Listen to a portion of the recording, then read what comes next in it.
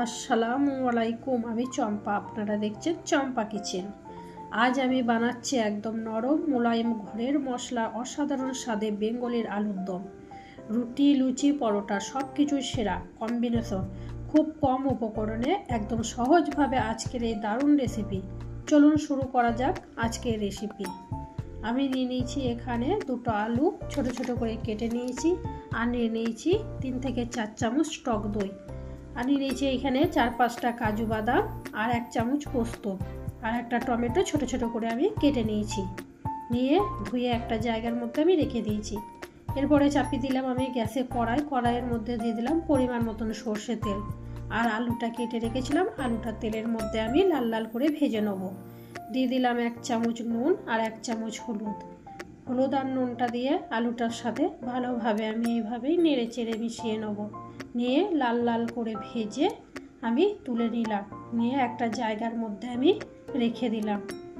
ওই কড়াইয়ে আবার দিয়ে দিলাম আর একটু সর্ষে তেল, আর ফোড়নে দিয়ে দিলাম একটা তেজপাতা, দারচিনি, আর 2টো লবঙ্গ, আর 2টো এলাচ, আর দিয়ে দিলাম গোটা জিরে।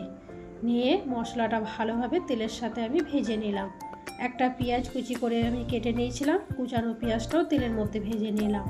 দিয়ে দিলাম এখানে 1 চামচ হলুদ গুঁড়ো, লঙ্কা গুঁড়ো, জিরে গুঁড়ো, ধনে গুঁড়ো। মশলাটা পেঁয়াজের সাথে ভালোভাবে কষিয়ে নিলাম। আর দিয়ে দিলাম এখানে একটা টমেটো আমি বেটে নিয়েছিলাম। টমেটো বাটাটাও পেঁয়াজের সাথে ভালোভাবে কষিয়ে নেবো। যতক্ষণ না টমেটো বাটার গন্ধ যাচ্ছে ততক্ষণ অবধি আমি কষিয়ে নিলাম স্বাদ মতন নুন দিয়ে। নিয়ে দিয়ে দিলাম এখানে পোস্ত আর কাজু বাটা। পোস্ত আর কাজু বাটাটাও মশলার সাথে ভালোভাবে মিশিয়ে নিলাম। দিয়ে দিলাম এখানে টক দইটাও মশলার সাথে ভালোভাবে কষিয়ে নেব। যতক্ষণ না টক দইয়ের গন্ধ যাবে ততক্ষণ অবধি আমি কষিয়ে নিলাম। আজকে খুব সহজভাবে একেবারে ঘরোয়া মশলার আলুর দম বানাচ্ছি। আমি দিয়ে দিলাম এখানে আলুটা ভেজে রেখেছিলাম, আলুটা দিয়ে ভালোভাবে কষিয়ে নেব। যাদের রুটি বা লুচি খুব পছন্দ তাদের জন্য এই রেসিপি একদম পারফেক্ট। আলুর যেমন সেদ্ধ হওয়া দরকার ঠিক তেমনই এখানে স্বাদটা নির্ভর করে মশলা কষানোর উপর।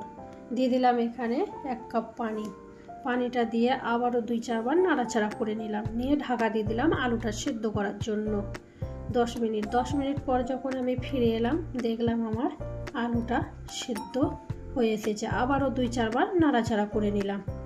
দিয়ে দিলাম এখানে 1 চামচ গুঁড়ানো মৌরি, আর দিয়ে দিলাম এখানে 1/2 চামচ গরম মশলা গুঁড়ো। ভালো করে মশলাটার সাথে আমি আলুটার সাথে মিশিয়ে নিলাম। দিয়ে দিলাম এখানে স্বাদ মতন চিনি। ঘন গ্রেভি চাইলে একটু কম জল দিন, লুচির সাথে দারুণ লাগবে। এই দেখুন কত সুন্দর রং আর গন্ধ তো দারুণ এসেছে। এটা রুটি, লুচি, পরোটা সব কিছুর সঙ্গে একদম জমে যাবে। আপনার বাড়ির সবাই আজ খুশি হয়ে যাবে। একবার বানালে বুঝবেন এটাই হবে আপনার হাউস ফেভারিট আলুর দম। তো বন্ধুরা, কেমন লাগলো আজকের রেসিপিটা? যদি ভালো লেগে থাকে তাহলে একটা লাইক দিতে ভুলবেন না। কমেন্ট করে জানাবেন কেমন হয়েছে। আর ভিডিও যদি আপনাদের ভালো লাগে তাহলে অবশ্যই বন্ধুদের সঙ্গে শেয়ার করবেন।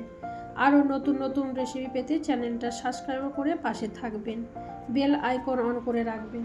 আজ এই পর্যন্তই, আবার দেখা হবে নতুন কোনো ঘরোয়া রেসিপি নিয়ে। ততদিন পর্যন্ত সবাই ভালো থাকুন, সুস্থ থাকুন। চম্পা কিচেনের পক্ষ থেকে সবাইকে অনেক ভালোবাসা। খুদা হাফেজ।